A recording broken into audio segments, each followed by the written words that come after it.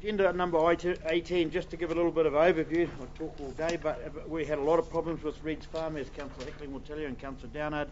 About 2 years ago, we had the police out there on many, many occasions. We even had the local judge bailing people to Reed's Farm. He thought it was some sort of rehabilitation place because it was called Reed's Farm. It's not a farm, it's a camping ground, but of course it was gifted by, as part of Reed's Farm, and they gifted it off many years ago. And we looked at, we had a lot of public consultation, we did a lot of soul searching, we changed a lot of rules out there. We were at one stage going to close it full stop because everyone said users should pay and all this sort of thing. We didn't. We changed the rules out there about how the place was sort of managed and the way we operated, and I'm very, very pleased to say that the police have told me that the last summer season, one just gone through, and the one before, it's been virtually no trouble. So I'm going to have no problem in supporting this agenda item number 18 to lengthen it, because I don't believe the minority should wreck something for the majority in life. And I think we've nailed it pretty well in the last couple of years, but I'll throw it open to the floor. Councillor Mincher. I might be the closest neighbour to the farm, so I do remember all the troubles, and even because we were close, there was no way I wanted to close down. We saw it as an asset to the area. Even, you know, we live just around the corner, and I would totally support it opening all year round, especially with what's happening with the tourism industry.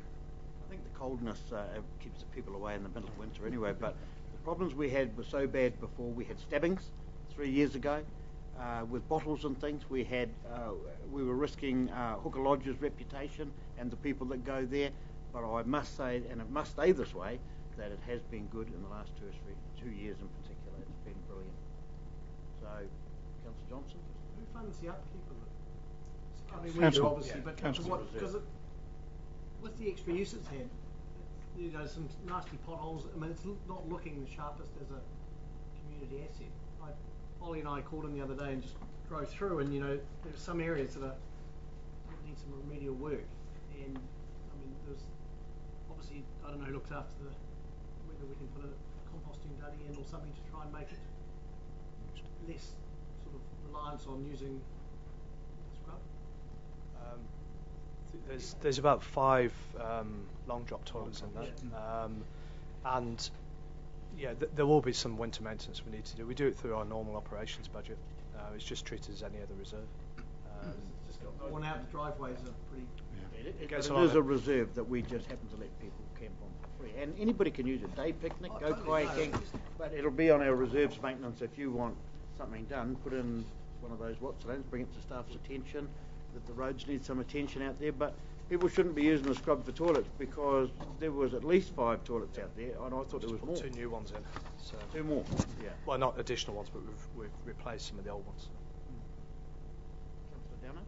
I think if we're looking at opening up free camping for self-contained vehicles, we need this opened up all year round for the other ones that haven't got the facilities, so I think it joins hand in hand with that. Your choice, your governance. If you tell them to open it yearly round, that's what will be happening.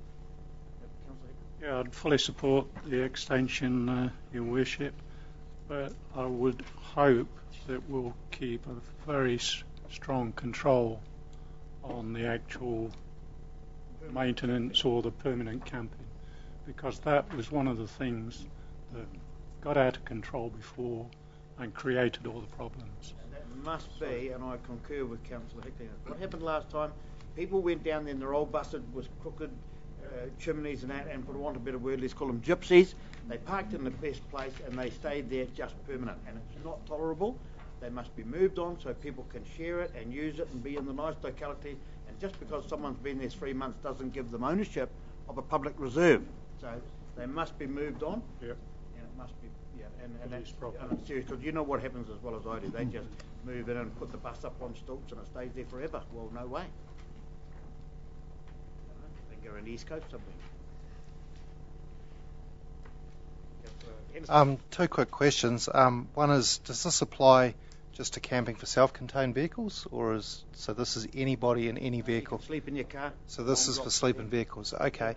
My second question revolves around, given that we've considered this area and 2 others in Taupo, we've now got 3 areas. What's the estimated total capacity that you're going to be creating for people to stay In terms of 17 in Ferry Road, there's about 15 by the lakefront, so there's 32 there. And what does Reed's Farm hold?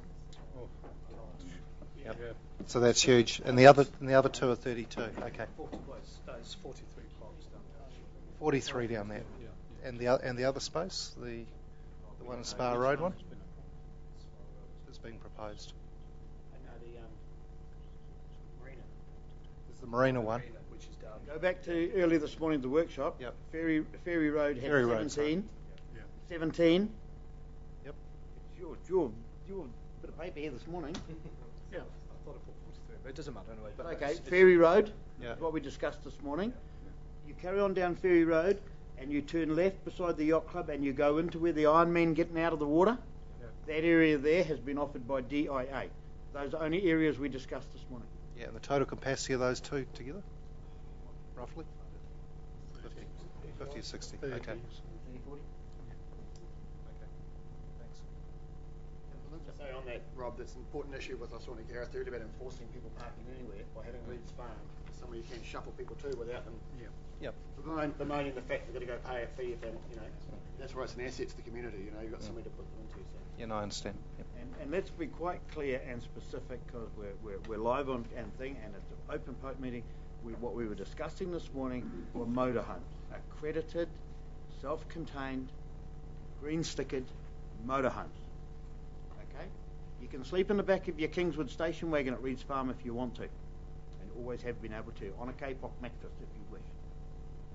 But that's not what we're discussing down here, and I'm certainly not going to be the mayor or part of the likes of gypsy vans or something parked down here because that's no way.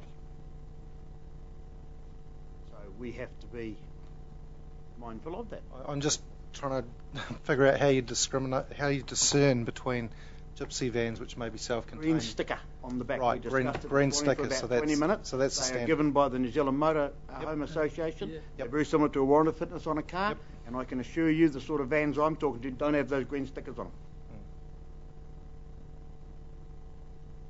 An example too of improving the facilities down there, John. That the less trouble come with improving the facilities, so people have more respect for it, and also a little bit more enforcement and keeping an eye on things. I think that's all combined. Just gives an example what you can do in an area to encourage the public to look after something. A good security firm as well did really help. Must admit, I see the police go down often for a look. This is a good resolution because it does say here, and reinforce the current practice of limiting the length of stay to 7 nights in any continuous fortnight. That's fine. Councillor Janet? Moved it. Oh, you moved it, okay. And you were saying, okay, sorry. Yep, that's cool. So move Councillor Downard, seconded Councillor Johnson. Any further discussion for or against the motion? There being none, I call for those in favour. Aye. So carried. Thank you very much. Okay, this is a fairly mechanical issue. I'll just talk to it briefly because Councillor Hickling, Councillor Downard and myself came for the last triennium. This has been going on for quite some time, especially all the time that we've been in here. I think a lot of sausage rolls have been eaten over this. It gives me a lot of pleasure to see this here today, and it's really a mechanical item. It's about renewing the tennis club's lease who haven't had one for 4 or 5 years. They've been jittery and not even knowing whether they're going to get one for 3 or 4 years, and they were told just before the elections last year that they are going to get one. So this is really a mechanical thing authorising that the Mayor and the Chief Executive Officer can sign the said lease.